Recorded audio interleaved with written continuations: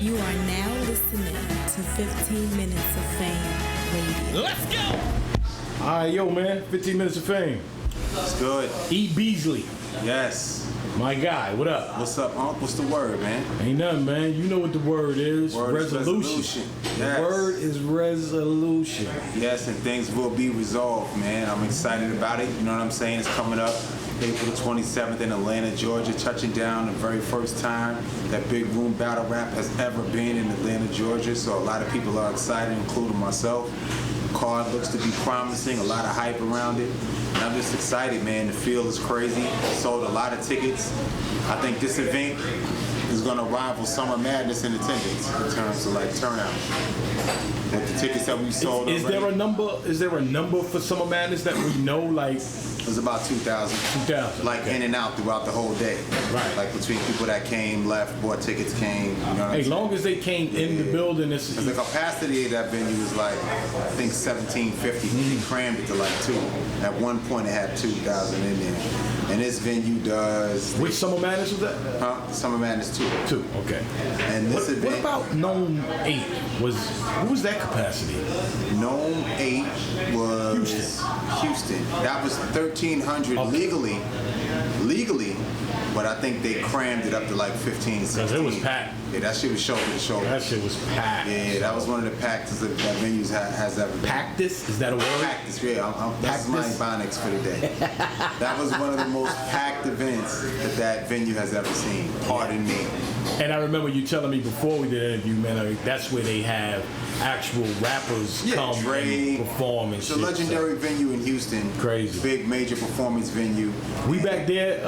Yeah, June 8th. June 8th, same place. Tickets are on sale now at ticketfly.com. Make sure you pick them up. They're already selling. Already moved a couple of hundred tickets on that event.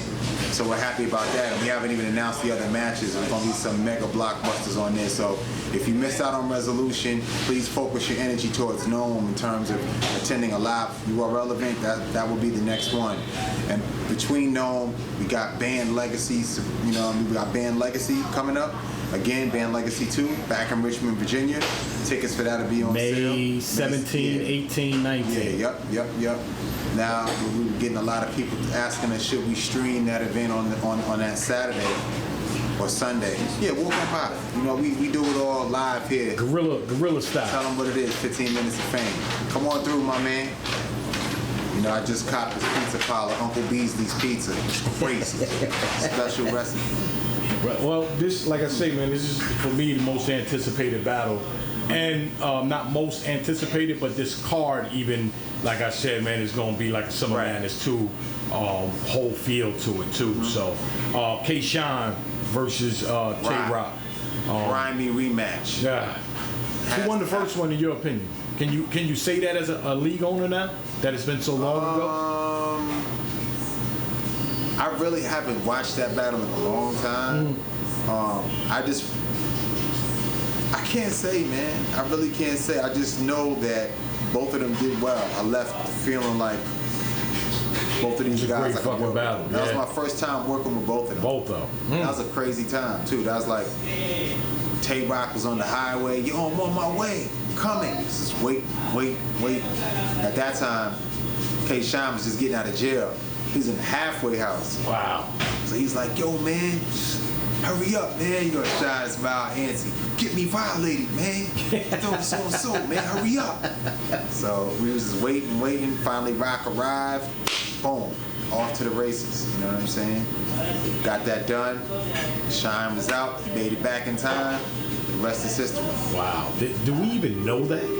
But that's so. Do we even know that Shine was in the halfway house and did the battle and they had to get back in a certain amount of time? It was serious. Wow. Man. It was serious. I didn't even know that.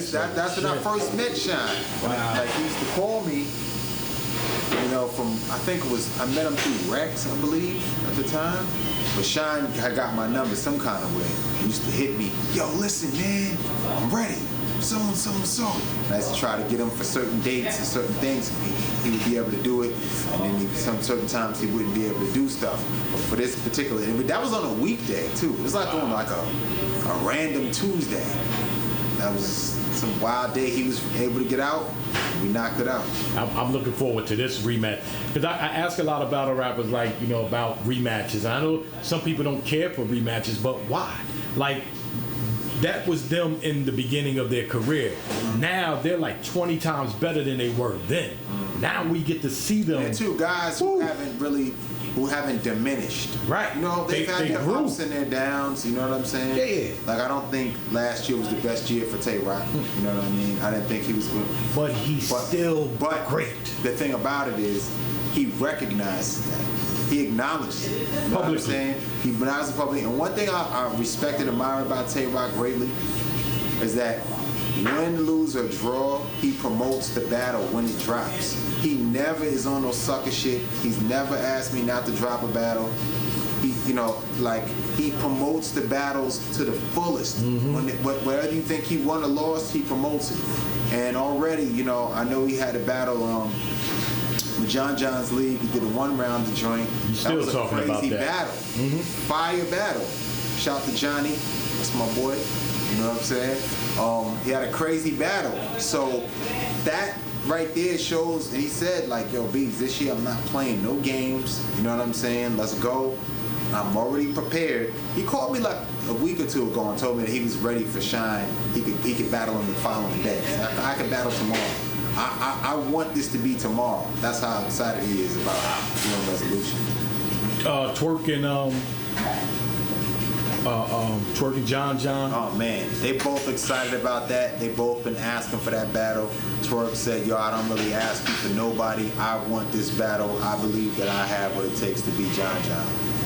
John is no walk in the park, man. He's a very calculated MC, you know what I'm saying, in terms of his battles. They're very calculated. He plans very well. He prepares very well. He always shows up. And he does everything good. So it'll be really exciting to see that clash of styles. Twork is very electric and performance driven. And he says some crazy stuff too.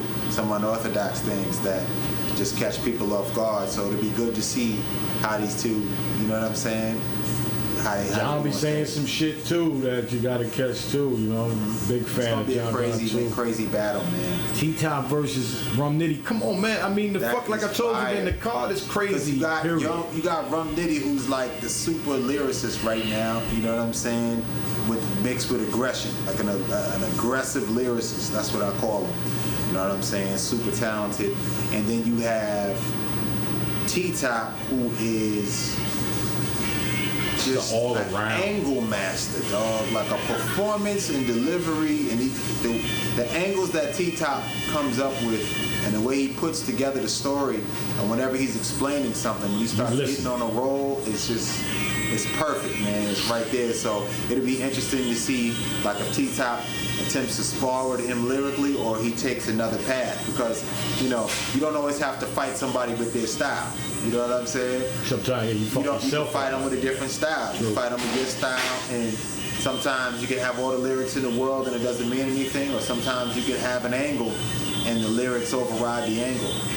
But I mean, all in all, that's the beauty of battle rap, because it depends on how you judge something. You know what I'm saying? Shield and Treads. Yes. And you know what I was just and looking. that one thing I want to say when you said about promoting John and Twork, Suge and Treads, they were the first guys to step out on this card and start promoting it on their own. They were doing the videos, going at each other, making stuff. That's the type of energy that needs to happen throughout the whole entire process. Every event. For every event. Every battle, not just URL. They started their battles right off the top. You know what I'm saying? And I thought that was great. They did a really good job. And I think more people need to do that. You know what I'm saying? Because it makes it fun. It makes it more interesting. You get a better connection with your audience. You know what I mean? And they'll be more willing to support you. It could change the way you look at the battle. Because like I say, if you let Cassidy tell it, he's gonna fuck goods up. You know what I mean? And it's just because of his promotion, like, I believe in him. But now it's like, damn. He got a lot now, He's got a lot to prove. He's got a lot to stand on. So I was gonna say, I was looking at the card, all the names on the card. was like, wow. That's Chef Trez. Briz Rothstein. Yeah, we're gonna get there. I'm like, that's Chef Trez in the middle of all these fucking greats. That's a young guy who wiggled his way into one of the most ridiculous cards, and he's on there. There is no other young guy on there. Right.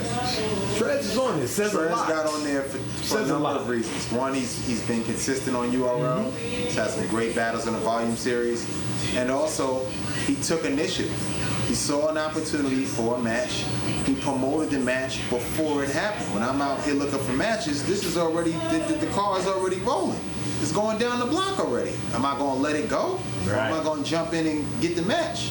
So I had to get the match.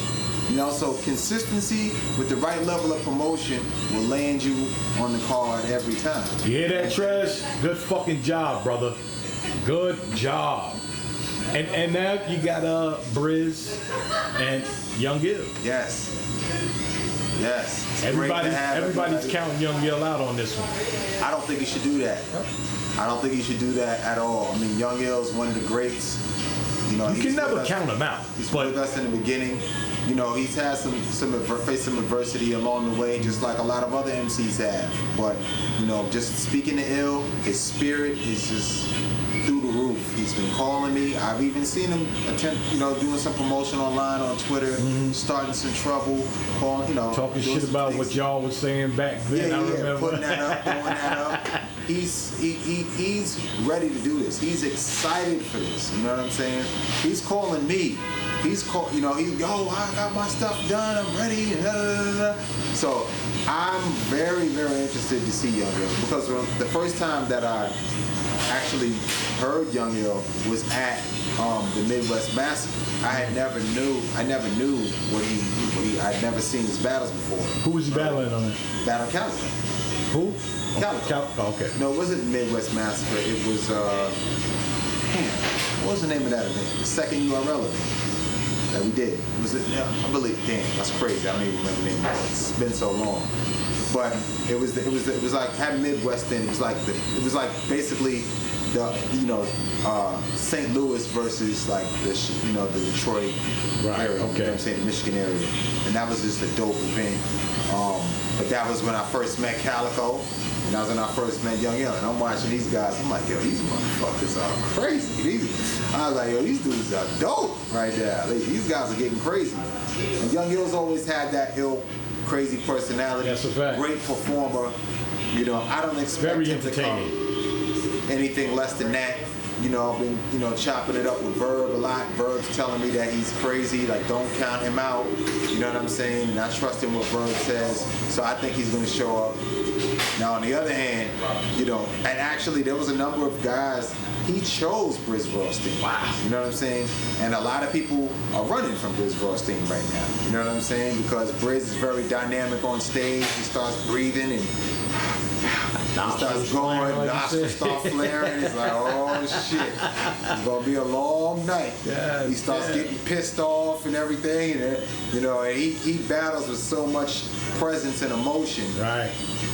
Sometimes it's really overwhelming. You know what I'm saying? Even old Red said you don't know nothing about that until you standing in front of him. Yeah. Then it's different. Yeah. He said watching him and standing in front of him is two different things. When you're on stage in those big rooms, he likes the big rooms. You know what I'm saying? He's a performer. Yeah, it's going to be very interesting, man. I really look forward to it. I don't foresee the way that I speak to Young Gil. Like he has things going on that he's doing outside of battle rap. You know what I'm saying? That are some great things that he's doing right now, just business-wise. Good. So his spirit and the way he sounded was so relaxed and confident. I don't foresee him playing. He's paying attention. He's dialed in. He's coming full force. You know what I'm saying? Pause.